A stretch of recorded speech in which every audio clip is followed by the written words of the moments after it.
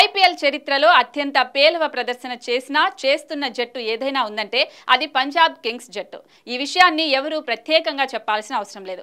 జట్టు పేరు మార్చినా, కెప్టెన్ను మార్చినా, ఆటగాళ్లను మార్చినా, హోమ్ గ్రౌండ్ను మార్చినా ఆ జట్టు ఆట తీరు మాత్రం ఏమాత్రం మారదు. బ్యాడ్ లక్, బ్యాడ్ పర్ఫార్మెన్స్ కు బ్రాండ్ అంబాసిడర్ గా నిలుస్తోంది పంజాబ్ కింగ్స్ జట్టు. గత 17 సీజన్లుగా ఆడుతున్న పంజాబ్ జట్టు కేవలం 2 సార్లు మాత్రమే ప్లే ఆఫ్స్ కు క్వాలిఫై అయింది. ఆరంభ సీజన్ 2008లో పాయింట్ల పట్టికలో 2వ స్థానంలో నిలిచి తొలిసారి ప్లే ఆఫ్స్ కు క్వాలిఫై అయింది. ఆ తర్వాత వరుసగా 5 ఏళ్లు ప్లే ఆఫ్స్ కు దూరమైంది.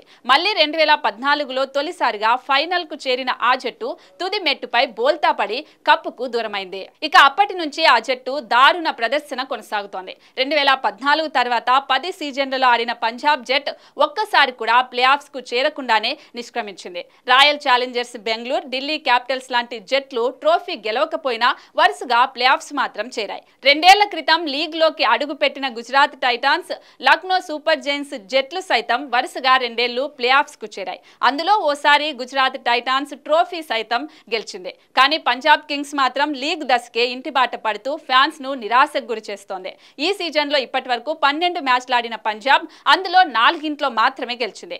8 మ్యాచ్ల్లో ఓటమి పాలైంది. కాగా 2025 ఐపీఎల్ సీజన్ కు ముందు మెగా వేలం జరగనుంది. ఈ వేలంలో అయినా మంచి జట్టును తీసుకొని మెరుగైన ప్రదర్శన చేయాలని పంజాబ్ కింగ్స్ ఫ్యాన్స్ కోరుకుంటున్నారు.